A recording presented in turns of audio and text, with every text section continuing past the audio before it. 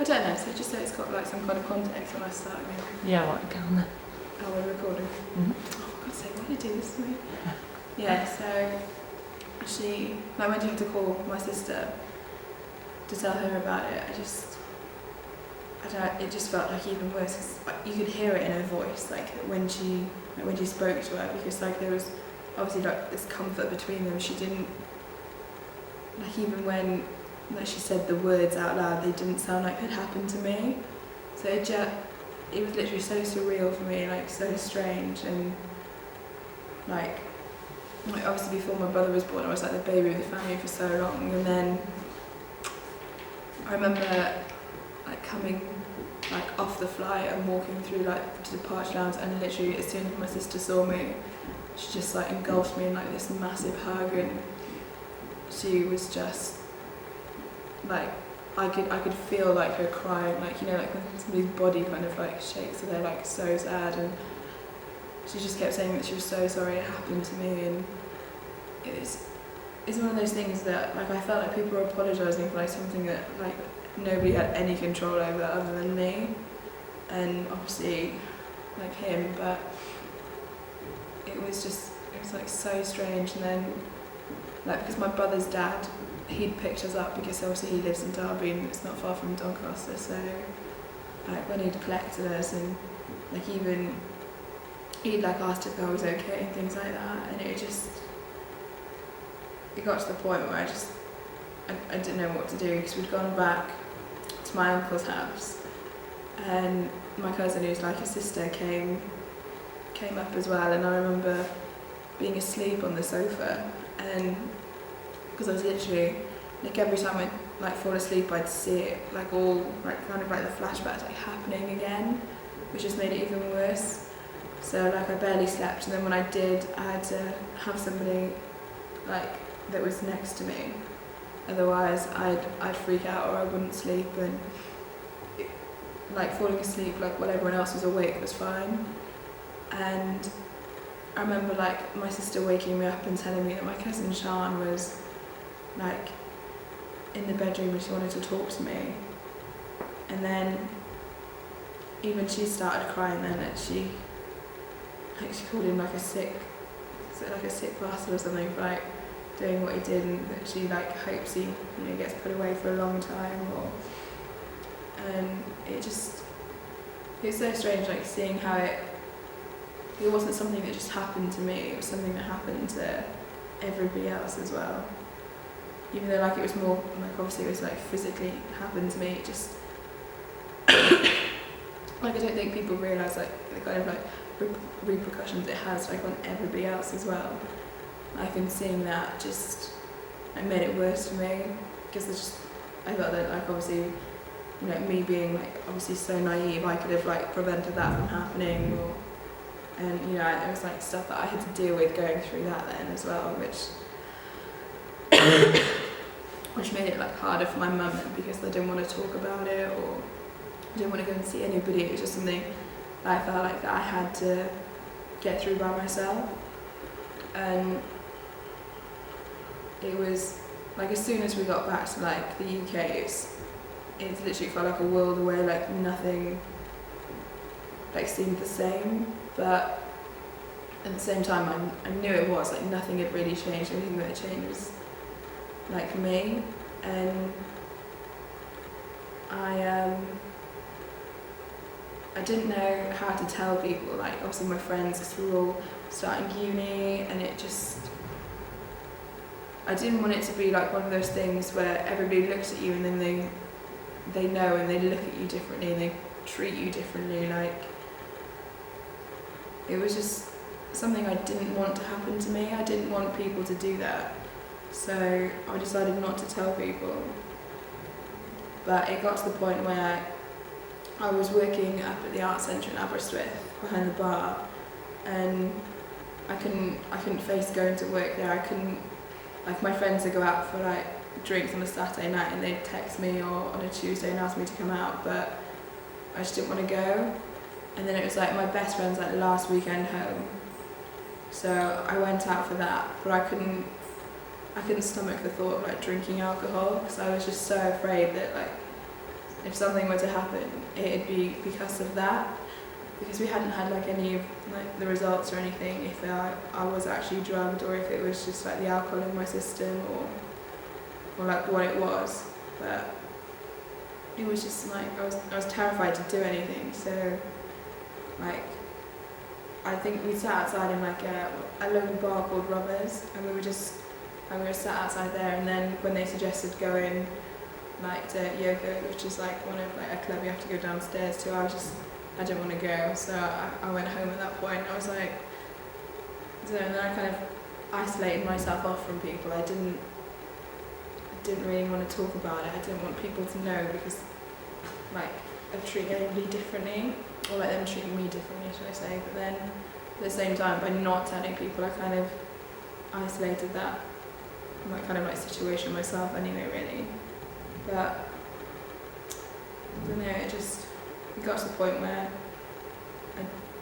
I genuinely needed help, because I wasn't sleeping at night. I wasn't like making an effort to get to like know people or like go out and do certain things. And like before I came to uni, like during first year, it was like towards the end of like August and like beginning of September that I really started to like feel better about, like not about what had happened, but about like kind of like the situation at hand, where I'd gone and I'd spoken to people who had, you know, had the same thing happen to them, or like similar situations. And like there was just this whole other like support group that you didn't know about, and just being able to be a part of that was nice. And it was kind of like comforting to know that like the way I felt wasn't anything wrong with it, or that like I'd blown myself for what happened, and so had like countless other people. And you just think, you know, they try and instill in you that it wasn't your fault, it wasn't your choice. And I think people forget that as well.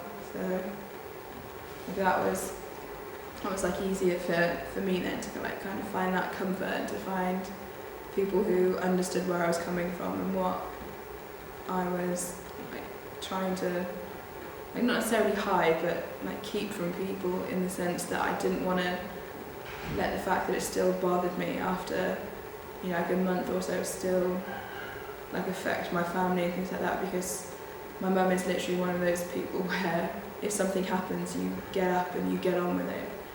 You know, you move past it, you do what needs to be done, and then that's it.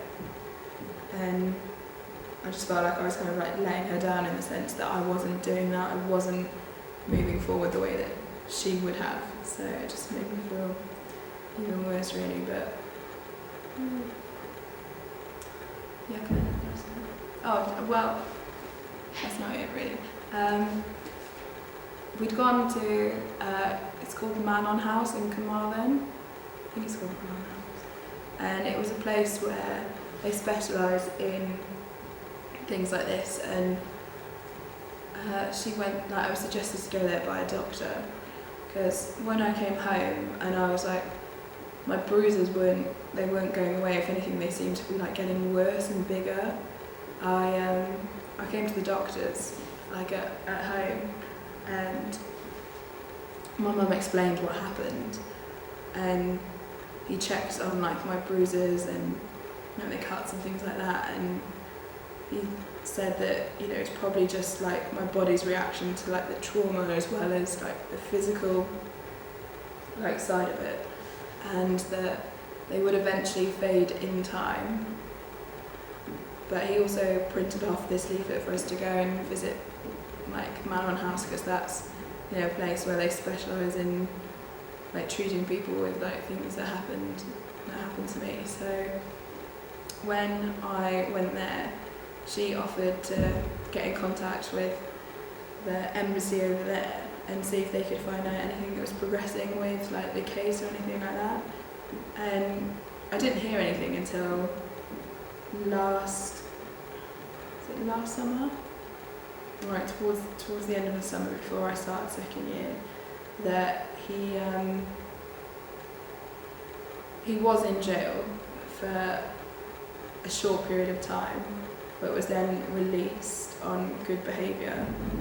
and that like I can't remember what it's called, like my blood work came back and it was high in like the date rape drug. So he'd also said that if I'd have taken that combined with any more alcohol, it could have very well killed me. So my like obviously I think I'd moved past it at this point. It was just, it's become one of those things that happened to me, that happened to other people, and you either like live with it and move past it, or you let it control your life. And thinking back, I let him control so much of what happened, and then what happened after as well was dictated by what he'd done. You know, I made the decision that I didn't want him to have that influence over my life anymore, and that whatever I did was for me, and not in spite of him, but because I could do it, that I should. And which is like, I think something that my mum still struggles with even now. Like, she doesn't let it show that it still bothers her, but you can tell that like if I'll go out at night, she's always like quite cautious. She's always like telling me to watch my drink, or like if you leave a drink on the table, go to the toilet and nobody's there, when you come back you leave your drink, you don't touch it. And she's always really cautious about like me going out and meeting other people that I don't necessarily know really well, which is kind of like the same situation where it happened before. So she's really quite cautious when it comes to things like that. But then I don't know if that's also her being a mum as well, but then stepping into kind of like an overprotective gear. So, yeah, that's me. That's me. The battery's about to die. Oh my god, I saved it. Saved it. But are you happy with his punishment, or do you think he should have longer? Or? To be fair, I think it's wrong that he should be able to go out and do that to somebody else, because the whole point of me like going through it and going literally feeling like I was on trial was for him to be like put away, or like I'd like there to be something to be done about it, something more than what was done. But I mean, hopefully he doesn't do it again, but I mean there's no guarantee that he won't. And I think that scares me more than anything else, only for the fact that I know exactly what it feels like, and I don't want someone else to feel that way. Yeah, because I remember having to go down to the police station and sign a form, or like a permission slip, or something so strange, that like I actually formally wanted to press charges, or that he'd been arrested and I was there to witness it. It's just such a weird thing to happen. And I thought, like, not knowing, I thought, you know, would be a lot easier than knowing. But then when I found out, I think it's maybe because I'd already like come to terms with what had happened and tried to work through it the best way I knew how. I found it like an easier blow. Like, I was disappointed when I found out that he'd been released, because I don't think people like that should like have that much control or that much power over anybody.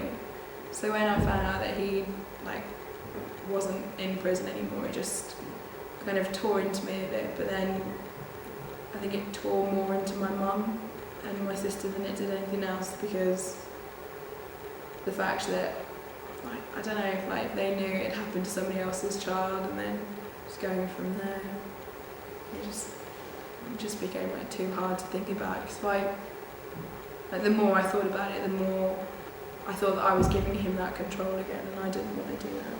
So I think he should have done longer, but I mean I don't know the first thing about law, so.